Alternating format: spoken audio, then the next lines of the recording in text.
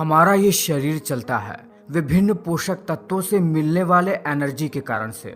अगर ऊर्जा ना रहे तो हमारा शरीर बिल्कुल काम ही नहीं करेगा। हमारे शरीर के जो 12 मुख्य तंत्र हैं वह सभी ऊर्जा पर ही चलते हैं और हमें ऊर्जा मिलती है भोजन से, भोजन के ऑक्सीकरण से। अगर जो भोजन हम खाते हैं उसका पाचन होगा ही नहीं तो हमें एनर्जी तो मिलेगी ही नहीं। साथ ही साथ वह पोषक तत्व जो हमारे शरीर को बनाते हैं, जैसे प्रोटीन जो हमारे मसल्स को बनाती है और उसकी मरम्मत करती है, विटामिन्स जो मिनरल्स को अब्जॉर्ब करने का काम करते हैं, और कुछ खास मिनरल्स जो ब्लड जैसे चीज़ों को बनाते हैं। अगर वो चीज़ें हमें मिलेंगी ही नहीं तो हमारा शरीर प्रॉपर तरीके से काम ही नहीं करेगा। और यह सब हमें मिलता है भोजन से, और केवल भोजन खाने से ही हमें पोषक तत्व नहीं मिलते हैं। उस भोजन का पाचन होता है, जिसके बाद हमारे पेट में मौजूद ब्लड वेसल्स भोजन में मौजूद उन पोषक तत्वों को अवशोषित कर शरीर के विभिन्न भागों में पहुंचा देते हैं, तभी हमें पोषक तत्व मिलते हैं। तो अगर अब तक आप यह बात जानते ही नहीं हैं कि भोजन पचता कैसे है, आखिर जो खाना हम खाते हैं वो पचता कैसे है, तो अब तक आपका जीवन एक मामले में अधूरा ही है, क्योंकि यह बात आपको पता ही नहीं है कि आपका शरीर चल कैसे रहा है, आखिर शरीर में ऊर्जा का संचरण होता कैसे है। तो बिना समय गवाए, बिना फालतू की बात किए हुए आपको तुरंत बताते हैं कि हमारे शरीर में भोजन पचता कैसे है। जैसे ही जब हम अपने फूड को मुंह में डालते हैं, हमारे खाने में हमारा सलाइवा मिल जाता है और दांत भोजन को कई सारे छोटे छोटे टुकड़ों में तोड़ने का काम करता है। यह सबसे महत्वपूर्ण काम होता है, क्योंकि खाना पचने के लिए यह जरूरी होता है कि भोजन को जितना हो सके उतने छोटे छोटे टुकड़ों में तोड़ दिया जाए। फिर इन टुकड़ों के ऊपर हमारे मुंह में ही मौजूद, जिसे कहते हैं बकल कैविटी, उसके अंदर ही दांतों और जीभ के बीच में सैलिवरी ग्लैंड पाई जाती है, जिससे सलाइवा निकलता है। यह सलाइवा भोजन के साथ मिलकर भोजन को बहुत ही ज्यादा मुलायम बना देता है। सलाइवा में ऐसे केमिकल मिले होते हैं जो फूड को ब्रेक डाउन करते हैं। उसके बाद जैसे ही यह भोजन हमारे जीभ पर आता है, हमारे जीभ में मौजूद टेस्ट बर्ड्स इसके स्वाद को हमारे ब्रेन तक पहुंचाते हैं। उसके बाद ही यह स्मूथ फूड जो कि सलाइवा की वजह से हुआ है, वह भोजन की नली से होते हुए, जिसे इसोफेगस कहते हैं, एक बैग लाइक स्ट्रक्चर जो कि स्टमक होता है, वहां पर जाता है। और जैसे ही भोजन स्टमक में जाता है, वहां से शुरू होता है भोजन का असली पाचन। पर खास बात यह है कि जब हमारा भोजन हमारे भोजन नली से हमारे पेट की तरफ जाता है, तब यह एक खास प्रकार के मूवमेंट, जिसे पेरिस्टालसिस कहते हैं, उस मूवमेंट के तहत हमारे पेट में जाता है, जिसमें होता यह है कि नली अपने आप को सिकोड़ती है और फैलाती है, जिसकी वजह से फूड आसानी से पेट की तरफ चला जाता है। जैसे ही भोजन स्टमक में पहुंचता है, स्टमक इस फूड को अपने इनर लाइनिंग से निकलने वाले गैस्ट्रिक डाइजेस्टिव जूस,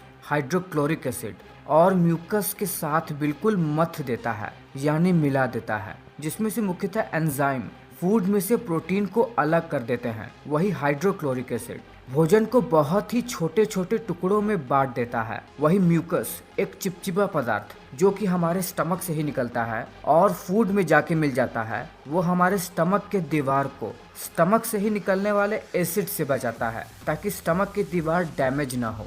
स्टमक में से निकलने वाले हाइड्रोक्लोरिक एसिड की वजह से पेट में मौजूद और फूड में मौजूद कुछ हानिकारक बैक्टीरिया हमारे पेट में ही मर जाते हैं, जिससे बैक्टीरिया हमारे शरीर को बहुत ज़्यादा डैमेज नहीं पहुंचा पाते हैं। अगर आप इस चित्र को ध्यान से देख पा रहे हैं तो आप देख रहे हैं कि स्टमक से जुड़ा हुआ है हमारा स्मॉल इंटेस्टाइन, यानी हमारी छोटी आंत, हमारा फूड जो कि पेट में ही मौजूद कई सारे डाइजेस्टिव गैस्ट्रिक जूस के साथ मिल जाता है। उसके बाद इसमें मिले हुए मिक्स मटेरियल को काइम कहा जाता है, और यह काइम अब स्टमक से स्मॉल इंटेस्टाइन की तरफ बढ़ने लगता है। इस पूरे प्रोसेस में लगभग 2 घंटे का समय लगता है, जो कि अलग अलग फूड पर निर्भर करता है। जैसे ही ये भोजन स्टमक से छोटी आंत की तरफ बढ़ता है, इसमें और भी कई तरीके के केमिकल रिएक्शन होने लगते हैं। हमारी छोटी आंत लगभग 7.5 मीटर तक लंबी होती है, जो कि बहुत ज्यादा कॉइल्ड स्ट्रक्चर होता है, यानी बहुत ही कॉम्प्लेक्स कॉइल्ड स्ट्रक्चर होता है हमारी छोटी आंत का।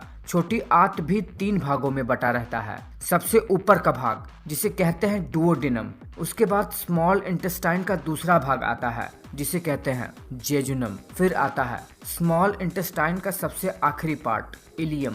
जब फूड स्टमक से स्मॉल इंटेस्टाइन में आता है तो वो सबसे पहले डुओडेनम में आता है, जो कि सबसे इम्पोर्टेंट पार्ट होता है छोटी आंत का। इसमें लीवर से आया हुआ बाइल जूस और पैनक्रियास से आए हुए पैनक्रियाटिक जूस फूड के साथ मिल जाते हैं। लीवर से आया हुआ बाइल जूस जो कि स्टमक से आए हुए भोजन के साथ मिल जाता है, उसके वजह से भोजन में मौजूद फैट्स अपने छोटे छोटे फैटी एसिड के स्वरूप में बदल जाते हैं, जिसकी वजह से इनका अब्जॉर्प्शन शरीर में आसान हो जाता है। वही पैनक्रियास से निकलने वाले पैनक्रियाटिक जूस की वजह से कार्बोहाइड्रेट, शुगर और ग्लूकोज में टूट जाते हैं, वही प्रोटीन अमीनो एसिड में टूट जाते हैं। अब जब इन जूस की मदद से भोजन में पाए जाने वाले महत्वपूर्ण पोषक तत्व अपने छोटे छोटे स्वरूप में आ जाते हैं, तो इसके कारण से छोटी आंत से यह ब्लड स्ट्रीम में अब्जॉर्ब होने के लिए तैयार हो जाते हैं। छोटी आंत के दूसरे हिस्से जेजुनम में पहुंचते ही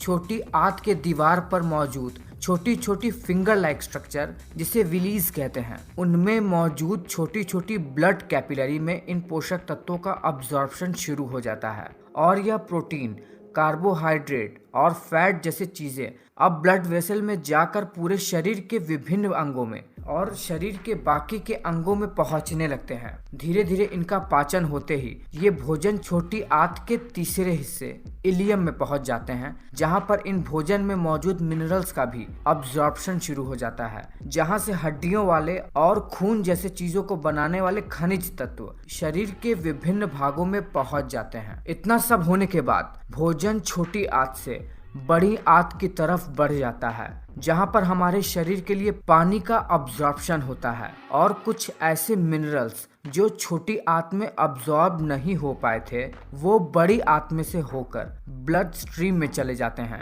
बड़ी आंत साइज में 1.5 मीटर तक लंबी होती है और ये छोटी आंत से आकार में चौड़ा भी होता है। जो भोजन डाइजेस्ट नहीं हो पाया होता है या फिर जो वेस्ट मटेरियल होता है वो बड़ी आंत से होते हुए हमारे एनस से निकलते हुए हमारे शरीर के बाहर निकल जाती है, जिसे फीकल मटेरियल कहा जाता है। और इस तरह भोजन हमारे शरीर में इतनी कठिनाइयों के बाद पचकर हमें ऊर्जा देता है। तो आपने देखा बहुत ही साधारण सी भाषा में कि भोजन हमारे शरीर में पचता कैसे है, क्या क्या प्रोसेस होते हैं और वो शरीर के कौन से अंग हैं जो भोजन के पाचन में अपना सहयोग देते हैं। तो ये वीडियो आपको कैसा लगा है, आपको ये जानकारी कैसी लगी है? अगर ये बात आप पहले से ही जानते हैं और आपको इसके बारे में और भी ज़्यादा कुछ पता है तो ये बात मुझे नीचे कमेंट करके ज़रूर बताइएगा। बिल्कुल भी हिचकिएगा मत, मैं ये बात जानना चाहता हूँ। और वीडियो अच्छा लगा है तो एक लाइक कर देना और इंतज़ार कीजिएगा मेरे अगले वीडियो का।